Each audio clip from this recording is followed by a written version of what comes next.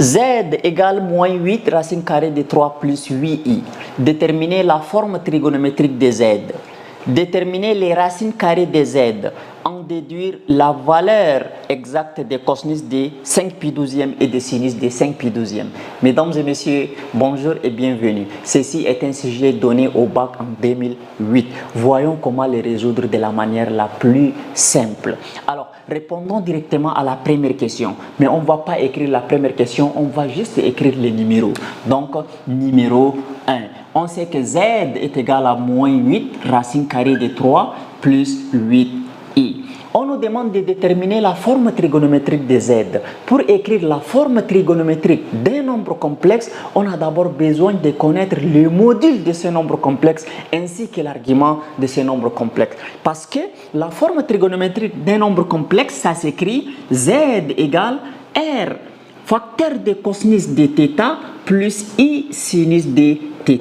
Dans la formule, il y a R qui désigne le module et θ qui désigne l'argument. Donc, on cherche d'abord le module et l'argument de ce nombre complexe avant de pouvoir mettre ce Z-là sous la forme trigonométrique. Maintenant, cherchons le module. Donc, on écrit module. Bien. Donc, le module d'un nombre complexe, pour le chercher, on écrit valeur absolue de Z. C'est ça le module de Z. Donc, qui est égal à valeur absolue de moins 8 racine carrée de 3 plus 8i. Alors, la formule pour calculer le module d'un nombre complexe, c'est Z, module de Z égale racine carrée de A élevé au carré plus B élevé au carré. C'est la partie réelle de notre nombre complexe. La partie réelle, c'est la partie où il n'y a pas i collé. C'est ça qu'on appelle partie réelle. Et B, c'est la partie imaginaire de notre nombre complexe, c'est-à-dire la partie où il y a i qui est collé là. C'est ça qu'on appelle partie imaginaire du nombre complexe. Donc, valeur absolue de Z est égale à racine carrée de A élevé au carré plus B élevé au carré. Donc, remplaçons. Module de Z est égal à racine carrée de A. A, c'est moins 8 racine carrée de 3 élevé au carré. Plus B au carré. B, c'est le 8. Donc, on prend toujours le 8 sans le I. Donc, 8 élevé au carré. Alors, moins 8 élevé au carré, ça nous donne 64 fois racine carrée de 3 élevé au carré qui nous donne 3 plus 8 au carré. 8 au carré aussi, ça nous donne 64.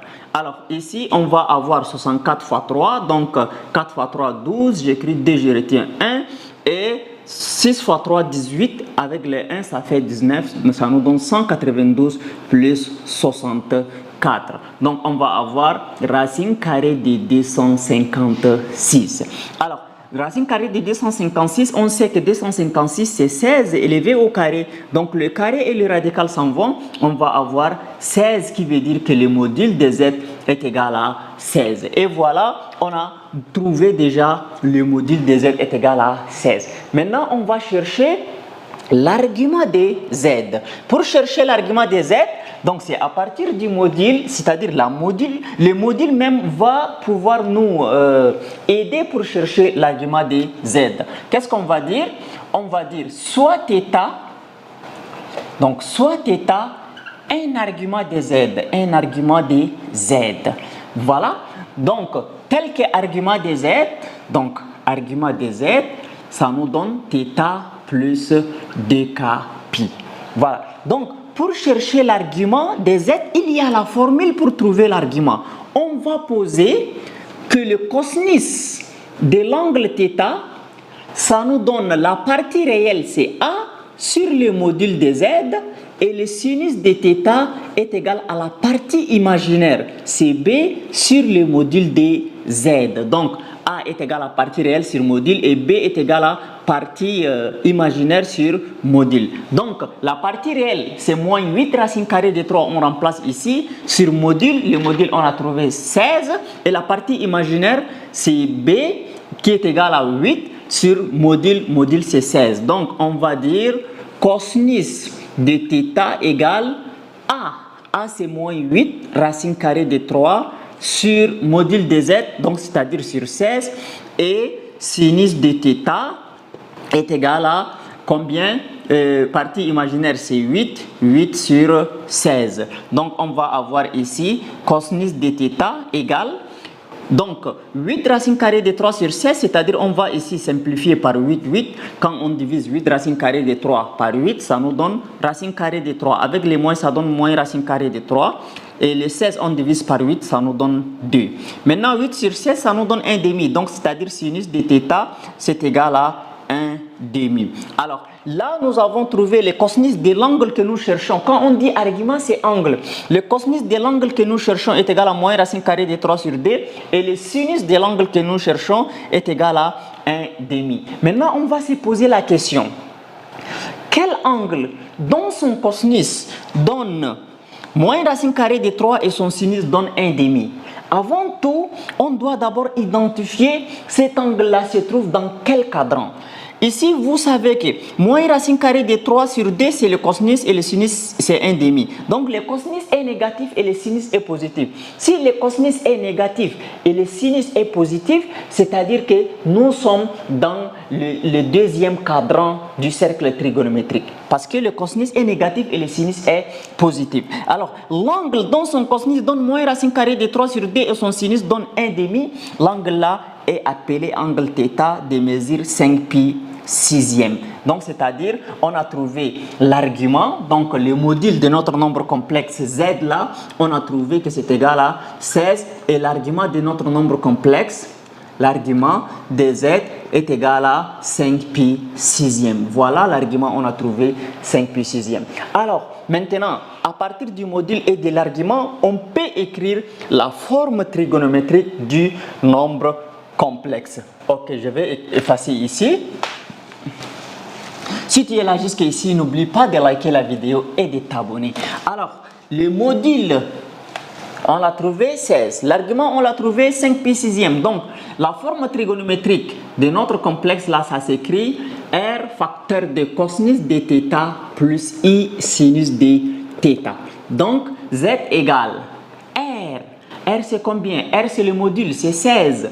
Facteur de cosinus de θ. Cosinus de θ, c'est-à-dire θ, c'est 5π sixième.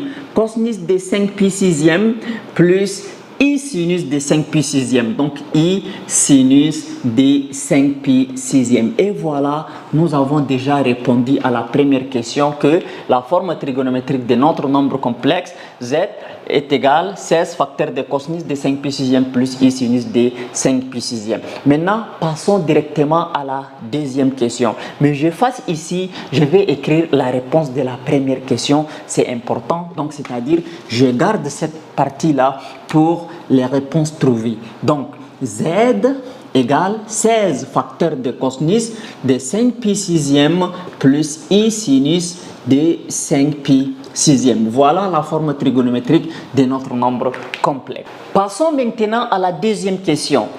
Déterminer les racines carrées de Z. Donc, on détermine les racines carrées de Z. Qu'est-ce que cela veut dire? C'est-à-dire que quel nombre élevé au carré va vous donner moins 8 racines carrées de 3 plus 8i. C'est ça qui veut dire racine carrée. Quand on vous demande de déterminer les racines cubiques de Z, c'est-à-dire quel nombre élevé au cube nous donne moins 8 racines carrées de 3 plus 8i.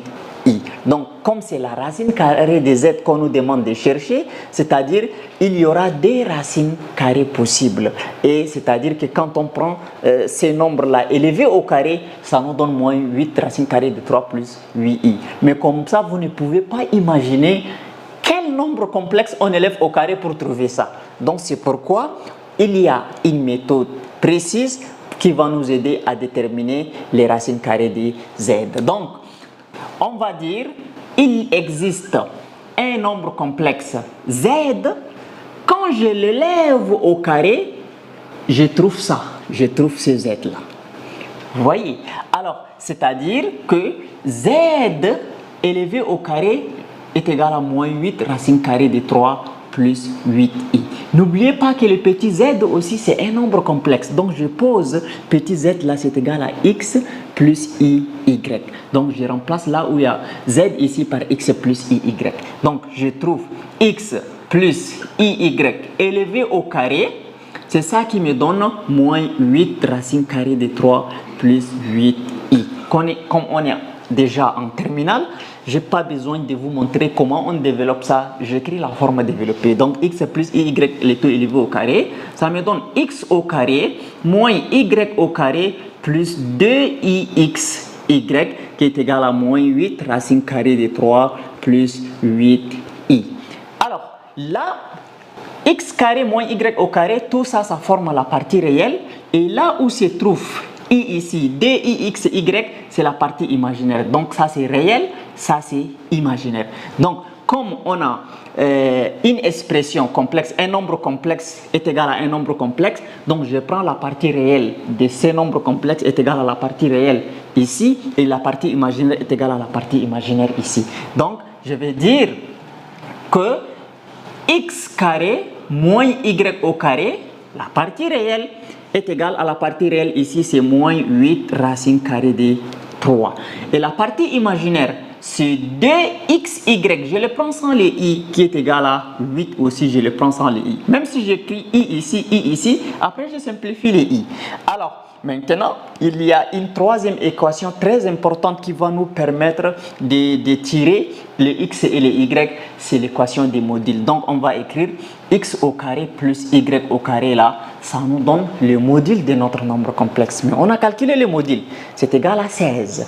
Donc, x carré plus y au carré nous donne 16. Première équation, deuxième équation et troisième équation. Alors, ici, 2x et y qui est égal à 8, donc x et y est égal à 8 divisé par 4, donc c'est-à-dire que 8 divisé par 2, autant pour moi, ça nous donne 4. Donc ici, je peux effacer x et y, j'écris que c'est égal à 4. Bien, maintenant, qu'est-ce que nous allons faire à partir de ces niveaux? On va éliminer les y entre la première équation et la troisième équation pour tirer les x. Donc, qui veut dire ici, je fais 1 plus 3 membre à membre. Donc, quand je dis somme membre à membre, c'est-à-dire les x, je les additionne, les y, je les additionne, et ceux qui sont de ce côté de l'égalité aussi, je les additionne. Donc, x carré plus y carré, ça donne x carré plus x au carré, autant pour moi, ça nous donne 2x au carré. Moins y au carré plus y au carré, ça en va, ça donne 0. Donc, ça se simplifie. Donc, égal directement. Ici, moins 8 racine carrée de 3. Et ici, g plus 16. Bien, à partir de ces niveaux, qu'est-ce que nous allons faire? On va tirer seulement x au carré. X au carré égale. Donc, le 8 vient rester au dénominateur ici et ici. C'est-à-dire, le 2 vient rester au dénominateur ici et ici. Donc, moins 8 racine carrée de 3, on le divise par 2. C'est-à-dire, le 8 seulement, on le divise par 2, ça donne 4. Donc, on trouve moins 4 racine carrée de 3. Et le 16 divisé par 2, ça nous donne 8. Voilà, on a trouvé x au carré est égal à moins 4 racine carrée de 3 plus 8. Donc, on cherche à factoriser ces expressions-là. Voyez, donc, on va dire x au carré égale, et là, il faut être vraiment malin pour pouvoir factoriser l'expression qui se trouve ici. Le 8, je peux le décomposer en 6 moins 4 racine carrée de 3 plus 2. Donc, 8 plus 2. 6 plus 2, ça nous donne 8. Alors maintenant, ça ressemble à la forme a au carré moins 10ab plus b au carré. Mais attendez, tout de suite, ça va sortir clair aux yeux. Si on a x au carré qui est égal à 6 moins 4 racine carrée de 3 plus racine carrée de 2. Donc, comme on a dit que le 6 c'est a au carré, donc on se pose la question, quel nombre élevé au carré nous donne 6? C'est racine carrée de 6 élevé au carré, c'est ça qui va nous donner 6. Maintenant ici, moins 4 racine carrée de 3, ça on les garde. Donc ici on va faire quel nombre élevé au carré nous donne 2, c'est racine carrée de 2 élevé au carré, c'est ça qui va nous donner 2. Alors si réellement racine carrée de 6 élevé au carré comme a au carré et racine carrée de 2 élevé au carré comme b au carré, au milieu je vais appliquer la formule 2ab. J'écris 2 de la formule fois a c'est racine carrée de 6, fois b, b c'est racine carrée de 2. B c'est racine carrée de 2. Alors, plus racine carrée de 2 élevé au carré. Maintenant, si je calcule ça, il faut que j'obtienne moins 4 racine carrée de 3. Donc, 2 fois racine carrée de 6 fois racine carrée de 2 Donc, je trouve ici 2 fois racine carrée de 12. Et vous savez que la racine carrée de 12, c'est égal à 2 racines carrées de 3, n'est-ce pas? Donc, les 2 multipliés sur 2, là, ça nous donne 4 racines carrées de 3. C'est pourquoi au milieu, là, ça ressemble exactement à la forme 2AB. Bien, donc, on va avoir ici x élevé au carré qui nous donne racine carrée de 6 plus moins racine carrée de 2, le tout élevé au carré. Donc, x au carré est égal à racine carrée de 6 moins racine carrée de 2, le tout élevé au carré. Parce que quand on a la forme a au carré moins 2ab plus b au carré, la forme factorisée c'est a moins b, le tout élevé au carré. Alors, maintenant, on veut tirer x. Donc, comme on tire x, donc on va dire x qui est égal plus ou moins racine carrée de 6 moins racine carrée de 2 élevé au carré. Donc, ici, les carrés et les radicales s'en vont. Donc, on trouve deux valeurs de x. La première valeur, c'est racine carrée de 6 moins racine carrée de 2. Et la deuxième valeur de x, c'est moins racine carrée de 6 plus racine carrée de 2. Et voilà, on a trouvé la première valeur de x, je nomme x1, et la deuxième valeur de x, je vais nommer x2. Donc, maintenant, je vais tirer y. J'ai trouvé les x, mais je n'ai pas encore trouvé les y. Donc, j'ai déjà utilisé la première équation et j'ai aussi utilisé la troisième équation. Cette fois-ci, je vais utiliser que la deuxième équation pour tirer les valeurs des y. Donc, je vais effacer ici pour tirer les valeurs des y. Alors, l'équation qui nous reste, c'est xy, la deuxième équation qui est égale à 4. Maintenant, pour x qui est égal, racine carrée de 6 moins racine carrée de 2, moins racine carrée de 2. Donc, je remplace là où il y a x par racine carrée de 6 moins racine carrée de 2 et je tire y. Donc, racine carrée de 6 moins racine carrée de 2, y qui est égal à 4. Donc, je tire y est égal à 4 sur racine carrée de 6 moins racine carrée de 2.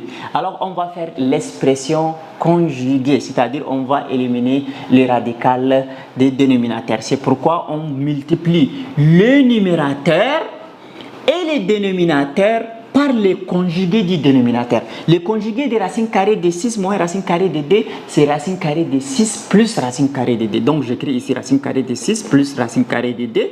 Ici aussi, racine carrée de 6 plus racine carrée de 2. Et là, je fais la multiplication. Bon, je garde comme ça, je ne fais pas la multiplication. Je vais devoir d'abord développer ça. Donc, je trouve 4 facteurs de racine carrée de 6 plus racine carrée de 2.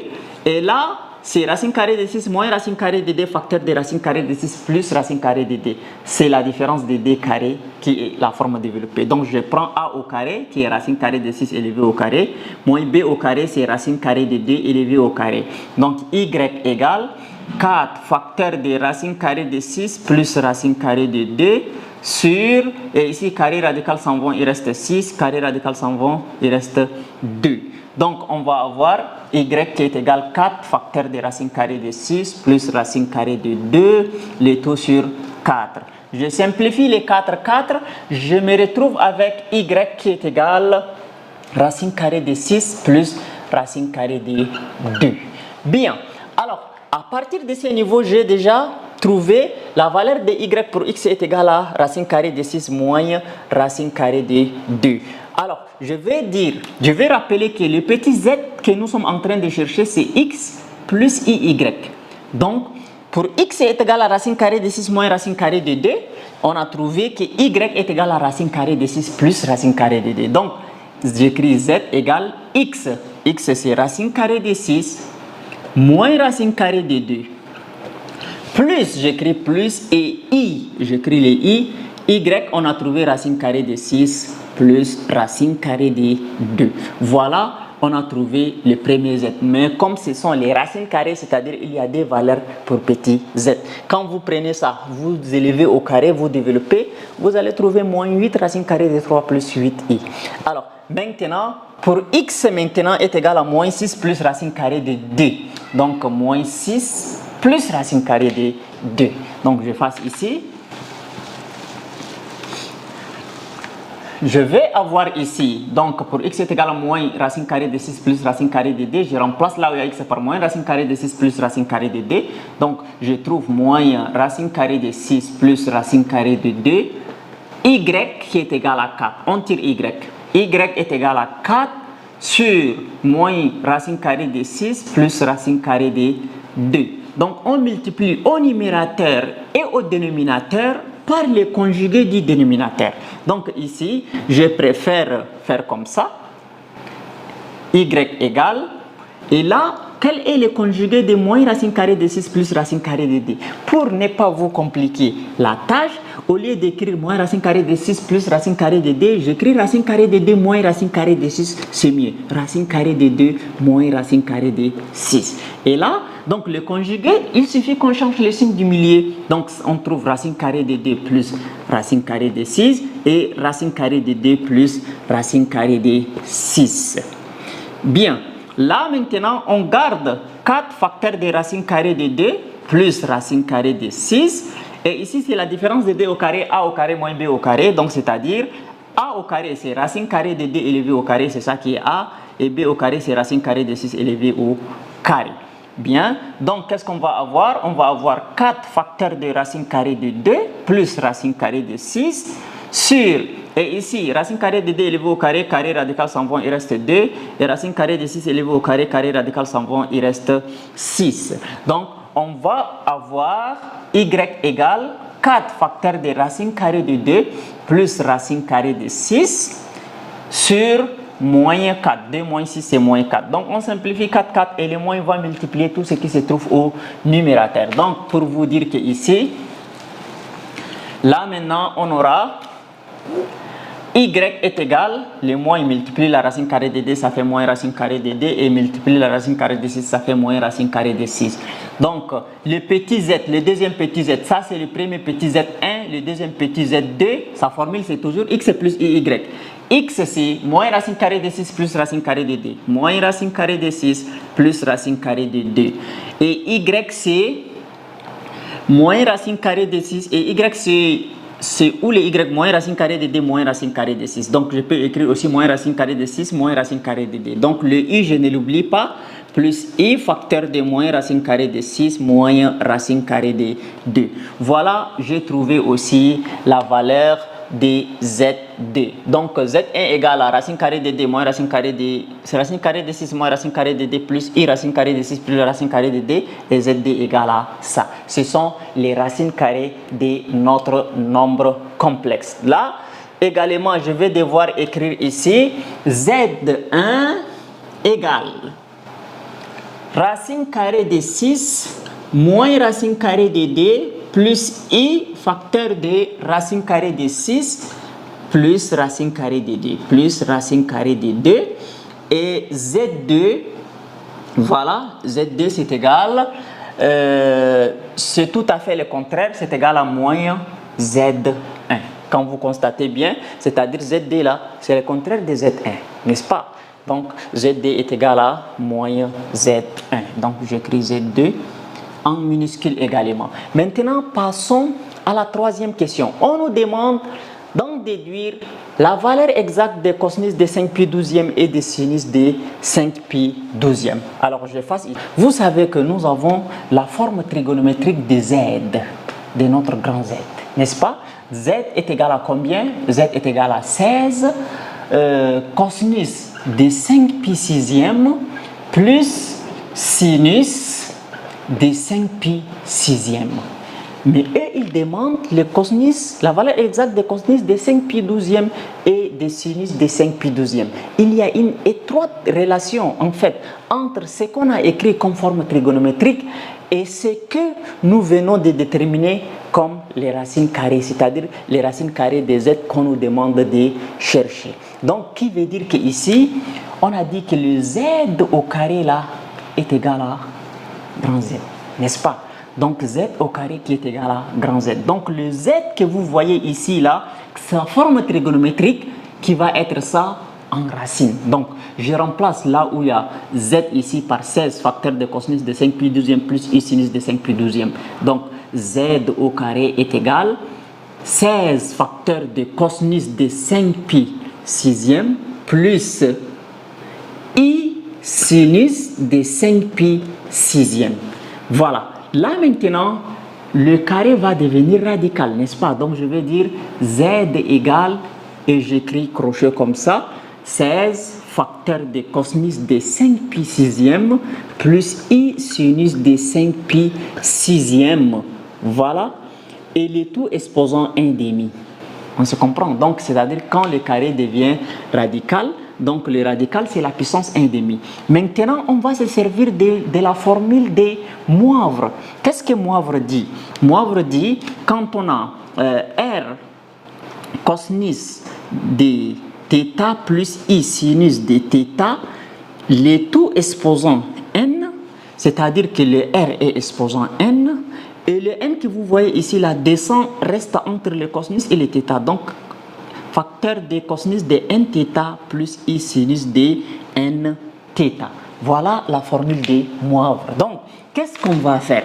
Ici, on va dire Z égale 16 exposant 1,5, c'est-à-dire racine carrée de 16, facteur de cosinus de 5pi sixième, et 5pi sixième, ça va être multiplié par 1,5 parce qu'on a dit que le 1,5 va rester entre cosinus et 5pi sixième, plus I sinus de 5pi sixième aussi, ça se multiplie par 1,5. Donc Z égale, ici, 16 exposant 1,5, c'est-à-dire racine carrée de 16 qui est égale à 4, facteur de cosinus de 5pi, 5pi fois 1 c'est 5pi, le tout sur 6 fois 2 ça fait 12, plus I sinus de 5pi sur 12. Donc voilà ce que nous avons obtenu ici là, c'est en fait la forme trigonométrique des lignes des racines carrées que nous avons cherchées. Et c'est lignes des racines carrées que nous avons cherchées là qui a pour argument 5pi deuxième. Donc, les 5pi sixième que nous avons cherché ici, c'est juste un chemin qui va nous conduire à trouver les 5pi douzième. Alors, 5pi douzième, c'est un angle qui se trouve dans le premier cadran des cercles trigonométriques. Donc 5pi douzième, la mesure en degrés, c'est 75 degrés. Donc 75 degrés, nous sommes entre 0 et 90. C'est le premier cadran. Comme c'est le premier cadran, le cosinus est positif et le sinus est positif. Donc on a deux valeurs. Z1, c'est racine carrée de 6 moins racine carrée de 2. C'est comme la partie réelle. C'est positif, et racine carrée de 2 plus racine carrée de 6 plus racine carrée de 2 aussi, c'est positif. Alors, mais le deuxième c'est négatif, donc le deuxième est disqualifié. Donc, on va égaliser la partie, la forme, autant pour moi, la forme trigonométrique de notre nombre complexe Z1 là, qui va être égale à la forme algébrique de notre forme complexe Z1 là-bas, et nous allons faire par identification pour trouver la valeur de cosinus de 5pi douzième et sinus de 5pi douzième. Alors, je vais effacer ici. Donc, qu'est-ce que je vais dire? Je vais dire Z1 trigonométrique est égal à Z1 algébrique. Voilà, Z1 trigonométrique, c'est ça. Donc, c'est 4 facteurs de cosinus de 5pi douzième plus I sinus de 5pi douzième, qui est égal à la forme algébrique. La forme algébrique, c'est racine carrée de 6, voilà, moins racine carrée de 2, plus I facteur de racine carrée de 6 plus la racine carrée de 2. Bien, on développe ça. Donc, 4 fois cosinus de 5pi douzième, ça nous donne 4 cosinus de 5pi douzième. Plus 4 fois I sinus de 5pi douzième, ça nous donne 4I sinus de 5pi douzième, qui est égal à racine carrée de 6 moins racine carrée de 2, plus I facteur de racine carrée de 6 plus racine carrée de 2. Bien, à partir de ce niveau, là, 4 cosinus de 5pi douzième, c'est la partie réelle. On va prendre est égal à la partie réelle. Donc, 4 cosinus de 5pi douzième est égal à la partie réelle. Racine carrée de 6 moins racine carrée de 2. Et 4i sinus de 5pi douzième est égal à la partie imaginaire. La partie imaginaire, c'est I facteur de racine carrée de 6 plus racine carrée de 2. Bien, le I, je le simplifie et je tire cosinus de 5pi douzième. Donc, cosinus de 5π12 égale, les 4 vient rester au dénominateur, égale à racine carrée de 6 moins racine carrée de 2 sur 4. Et sinus de 5π12 est égal à racine carrée de 6 plus racine carrée de 2 sur 4. Et voilà, nous avons déduit les valeurs exactes des cosinus de 5π12 et sinus de 5π12.